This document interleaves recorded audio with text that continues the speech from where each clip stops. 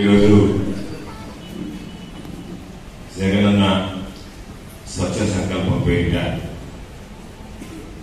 Clean Andhra Pradesh కార్యక్రమం, మరొక ప్రక్క వైఎస్ఆర్ ఆసరా వారోత్సవాల్లో భాగంగా మహిళలకు సంబంధించి ముఖ్యమంత్రి గారు ఇచ్చినటువంటి ఒక ప్రధానమైనటువంటి హామీని నిలబెట్టుకునేటువంటి కార్యక్రమం.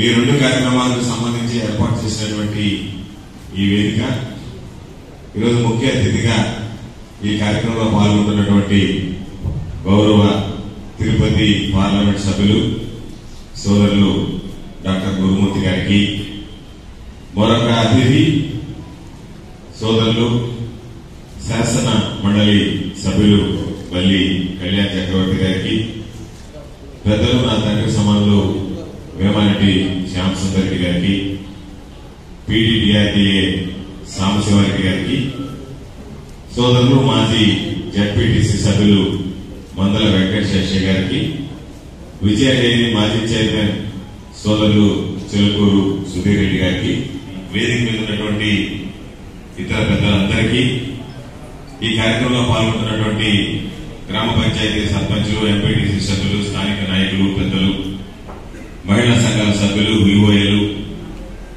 అధికారులు, పాత్రికేయ మిత్రులు, ప్రతి ఒక్కరికి పేరు పేరున చేతులు జోడించి హృదయపూర్వకమైనటువంటి ముఖ్యమంత్రి గారు ఇచ్చినటువంటి ప్రధానమైనటువంటి వాగ్దానం నిర్వహణలో భాగంగా ఒక కార్యక్రమం ఏర్పాటు చేసి మళ్ళీ ఈరోజు వెంకటాచలానికి సంబంధించి కూడా మరొక కార్యక్రమం ఏర్పాటు చేయాలనేటువంటి ఆలోచనతో ఈరోజు ఇక్కడ మీ అందరితో కలిసి ఈ కార్యక్రమాన్ని ఏర్పాటు చేయడం జరిగింది.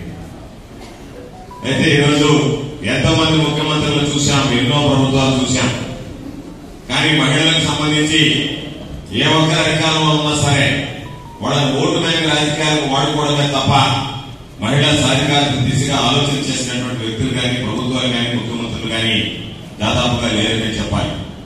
మహిళా సాధికారత కోసం 1 కోటి మంది మహిళలను లక్షాధికారులు చేయాలని 1,00,000 కోట్ల రుణం ఇప్పించాలనేటువంటి ఆలోచన చేసి 0 వడ్డీ పథకాన్ని తీసుకొచ్చినటువంటి ఘనత ప్రియతమ నేత స్వర్గీయ రాజశేఖర రెడ్డి గారి. ఈరోజు ఆయన మన మధ్య లేకపోయినా ఆ తర్వాత వచ్చినటువంటి ప్రభుత్వాలు మనం చూశాం. 2014 ఎన్నికల్లో చంద్రబాబు నాయుడు గారు టీవీ పెడితే చాలు వచ్చేసేవాడు. వచ్చి ఈ బంధాలన్నీ, సంఘ బంధాలన్నీ, డ్వాక్రా గ్రూపులన్నీ నేడు అయిపోయింది కాబట్టి మనకు దానికి సంబంధించిన నగలన్నీ ఇచ్చేసి పోయి బ్యాంకులో పెట్టి దానికి సంబంధించిన డబ్బులు తెస్తే రేపు ఎట్లా రుణమాఫీ అయిపోతుందంటే మొత్తం మనకి మిగిలిపోతుందని చెప్పి పాపం ఆతులు పడ్డారు. బ్యాంకు నుంచి చంద్రబాబు నాయుడు హయాంలో ఇచ్చినటువంటి తాకట్టు పెట్టినటువంటి బంగారు నగలు బయటకు రాలేదు. కానీ మీరు డబ్బులు కడతారా లేకపోతే వాటిని వేలం వేయమంటారా అని చెప్పి నోటీసులు మాత్రం చేసుకొచ్చాయి. కొంతమంది పాపం కట్టగలిగారు, కొంతమంది కట్టుకోలేక వాటికి సంబంధించి వదిలేశారు. ఎవరైతే లోన్లు తీసుకున్నారో రుణమాఫీ అవుతాయని చెప్పి వాటిని అభివృద్ధికి, సంక్షేమానికి ఉపయోగించుకోకుండా ఎలాగో రుణమాఫీ జరిగిపోతుంది కదా అని చెప్పి కొంతమంది గ్రూప్ సభ్యులు పాపం ఇతర అవసరాలకు వాడుకున్నటువంటి ఆ సంఘ బంధాలన్నీ కూడా, ఆ గ్రూపులన్నీ కూడా కుప్ప కూలిపోయినటువంటి పరిస్థితి ఏర్పడింది. అటువంటి సందర్భంలో జగన్మోహన్ రెడ్డి గారు ఒక స్వచ్ఛమైనటువంటి హామీ ఇచ్చి ఏ రోజు ఈ రాష్ట్రంలో సార్వత్రిక ఎన్నికలు జరుగుతాయో ఆనాటి మహిళలకు సంబంధించి ఎంత బకాయి ఉంటుందో ఆ బకాయి మొత్తం వారి విడుదలగా తిరిగి చెల్లించేస్తానని చెప్పి ఏప్రిల్ 11, 2019 నాడు ఎన్నికలు జరిగితే ఆ రోజుకి మహిళలకు సంబంధించి ఎంత బకాయిలు ఉన్నాయో లెక్కగట్టే సుమారుగా 27,000 కోట్ల రూపాయల బకాయిలు ఉంటే 6,750 కోట్ల రూపాయలు ఒక్కొక్క సంవత్సరం ఇవ్వడానికి సిద్ధపడి తొలి విడత ఇచ్చి ఈరోజు మళ్ళా 2వ విడత ఇస్తున్నటువంటి ఘనత మన ముఖ్యమంత్రి జగన్మోహన్ రెడ్డి గారు. ఈ కార్యక్రమాలు జరుగుతున్నాయి. ఈరోజు మనం మాట్లాడుకోవాలంటే జగన్మోహన్ రెడ్డి గారు చెప్పినటువంటి కార్యక్రమాలు అమలు చేస్తున్నటువంటి విధానాన్ని రేపు 10 దాకా చెప్పుకోవాలి. చంద్రబాబు నాయుడు మోసాల గురించి మాట్లాడుకోవాలంటే 2 రోజులు మాట్లాడుకున్నా కూడా సమయం సరిపోతుంది. మనకి అన్ని రకాలైనటువంటి హామీలు ఇచ్చి మోసం చేసి వెళ్ళిపోయినటువంటి వ్యక్తి ఒక పక్క, విలువలకి విశ్వసనీయతకి కట్టుబడి ఈరోజు ప్రజలకు సంబంధించి ఇచ్చినటువంటి హామీలను నిలబెట్టుకోవాలనేటువంటి తపంతో పనిచేస్తున్నటువంటి ముఖ్యమంత్రి మన ముఖ్యమంత్రి గారు అని చెప్పి మీ అందరికీ తెలియజేస్తున్నాను.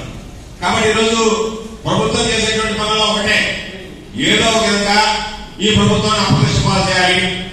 ఏమీ లేదు, సంక్షేమ కార్యక్రమాలు అమలు కావాలని చెప్పలేరు, అన్ని అమలైపోతున్నాయి, చంద్రబాబు నాయుడు గారు రైతులకు రుణమాఫీ అని చెప్పి మోసం చేయలేదు, మహిళలకు రుణమాఫీ అని చెప్పి మోసం చేయలేదు. మీకు గుర్తుంటే చంద్రబాబు నాయుడు గారు మహిళల మీద రుణమాఫీ చేస్తానని మాట ఇచ్చిన తర్వాత అసెంబ్లీలో మేము ప్రశ్న వేస్తే ఆ రోజు అసెంబ్లీలో మంత్రిగా ఉన్నటువంటి పరిటాల సునీత గారు చెప్పారు, ఎంతవరకు రుణమాఫీ జరగలేదు, అటువంటి ప్రతిపాదన కూడా ప్రభుత్వం దగ్గర లేదు అని చెప్పింది.